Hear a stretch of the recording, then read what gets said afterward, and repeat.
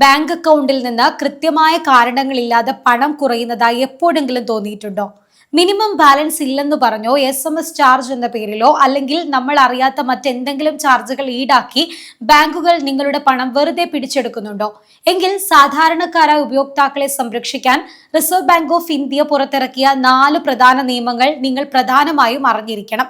ബാങ്കുകൾ നിങ്ങളുടെ പണം അനാവശ്യമായി പിടിക്കാതിരിക്കാൻ എന്തൊക്കെ ശ്രദ്ധിക്കണമെന്ന് വ്യക്തമാക്കുന്നതാണ് ഈ വീഡിയോ. ആദ്യത്തെ കാര്യം, പലരുടെയും വലിയൊരു പരാതിയാണ് അക്കൗണ്ടിൽ മിനിമം ബാലൻസ് സൂക്ഷിച്ചില്ലെങ്കിൽ ബാങ്കുകൾ ഫൈൻ അടപ്പിച്ച് അക്കൗണ്ട് ബാലൻസ് മൈനസ് ആക്കുന്നു എന്നത്. എന്നാൽ RBI നിയമപ്രകാരം മിനിമം ബാലൻസ് ഇല്ലെന്ന കാരണത്താൽ ഒരു ബാങ്കിനും നിങ്ങളുടെ അക്കൗണ്ട് ബാലൻസ് മൈനസ് ആക്കാൻ അവകാശമില്ല. അഥവാ ബാലൻസ് കുറഞ്ഞാൽ ബാങ്ക് ആദ്യം നിങ്ങൾക്ക് ഫോൺ വഴിയോ മെസ്സേജ് വഴിയോ മുന്നറിയിപ്പ് നൽകണം. 1 മാസം സമയം തന്നിട്ടും പണം നിക്ഷേപിച്ചില്ലെങ്കിൽ മാത്രമേ ചെറിയൊരു തുക ഫൈൻ ഈടാക്കാൻ പാടുള്ളൂ. അല്ലാതെ അക്കൗണ്ട് മൈനസ് ആക്കി മാറ്റാൻ നിയമമില്ല.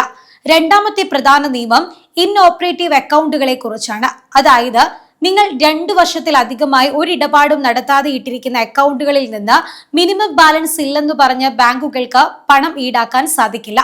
അത്തരം അക്കൗണ്ടുകൾ സൗജന്യമായി മെയിൻറ്റെയിൻ ചെയ്യണമെന്നാണ് RBIയുടെ ചട്ടം. നിങ്ങളുടെ പഴയ അക്കൗണ്ടുകളിൽ നിന്ന് ഇത്തരത്തിൽ പണം നഷ്ടപ്പെടുന്നുണ്ടെങ്കിൽ നിങ്ങൾക്ക് ബാങ്കിൽ പരാതിപ്പെടാവുന്നതാണ്. മൂന്നാമതായി, നമ്മൾ അക്കൗണ്ടിൽ നിന്ന് പണം എടുക്കുമ്പോഴും ഇടുമ്പോഴും വരുന്ന മെസ്സേജുകൾക്ക് വലിയൊരു തുക വർഷാവർഷം പിടിക്കാറുണ്ട്. എന്നാൽ നിങ്ങൾക്ക് ഈ മെസ്സേജ് അലേർട്ടുകൾ ആവശ്യമില്ലെങ്കിൽ ബാങ്കിൽ ചെന്നോ അല്ലെങ്കിൽ മൊബൈൽ ആപ്പ് വഴിയോ ഇത് ഡീആക്ടിവേറ്റ് ചെയ്യാവുന്നതാണ്. ഇതുകൂടാതെ ബാങ്കിന്റെ ഭാഗത്തു നിന്നുള്ള സുരക്ഷാ മെസ്സേജുകൾക്കും OTP മെസ്സേജുകൾക്കും പണം ഈടാക്കാൻ പാടില്ലെന്നും നിയമമുണ്ട്. നാലാമത്തെ കാര്യം, സ്വന്തം ബാങ്കിന്റെ ATMൽ നിന്ന് മാസത്തിൽ 5 തവണയും മറ്റു ബാങ്കുകളുടെ ATMൽ നിന്ന് 3 തവണയും, അതായത് മെട്രോ നഗരങ്ങളിൽ നിന്ന് പണം പിൻവലിക്കുന്നത് തികച്ചും സൗജന്യമാണ്. ഇതിൽ കൂടുതൽ തവണ ഉപയോഗിക്കുമ്പോൾ മാത്രമാണ് ബാങ്കുകൾ ചാർജ് ഈടാക്കേണ്ടത്. പലരും ചെറിയ തുകകൾ പല തവണയായി പിൻവലിച്ച് ഈ പരിധി ലംഘിക്കാറുണ്ട്. ഇത് ശ്രദ്ധിച്ചാൽ ഒരു പരിധിവരെ പണം നഷ്ടപ്പെടുന്നത് ഒഴിവാക്കാൻ സാധിക്കും. ഇനി പണം നഷ്ടമായാൽ എങ്ങനെ പരാതിപ്പെടാമെന്ന് കൂടി നോക്കാം.